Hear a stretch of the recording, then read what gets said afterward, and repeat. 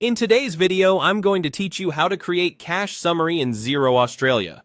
By the end, you'll know exactly where to find the cash summary report, how to tailor it to your dates and filters, and how to save or export it for sharing. First, open Xero and sign into the organization you want to report on.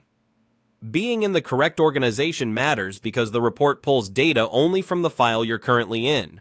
Once you're on the dashboard, head to the main menu and choose Reporting. This is your hub for all of Xero's financial and management reports. From there, select All Reports to see the full library. This view is handy if you don't see what you need on the quick list. You can also search within this page if your report library is long, but for today we'll simply locate and open Cash Summary.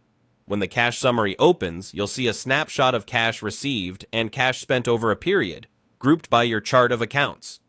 This report is designed to show cash movement rather than accrual figures, so it's particularly useful for tracking real cash flow and explaining where cash has gone during the selected time frame.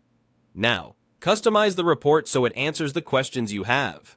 Start by adjusting the date range at the top. You can pick a single month, a quarter, or a custom date span that aligns with your reporting period. If you need additional refinement, use the filter controls to narrow down what appears, such as focusing on specific accounts or categories relevant to your analysis. For more advanced options, open the three dots menu, often called More Options, to fine-tune how details display. This is where you can tweak presentation settings so the report is clearer for your audience. After making your selections, click Update. This refreshes the report so the on-screen totals reflect your chosen dates and filters. If the numbers don't look right, double-check that you've selected the intended period and filters, then update again. Once you're happy with the layout and figures, you can keep the work you've done. Choose to save the report so you can return to the same configuration later without reapplying filters.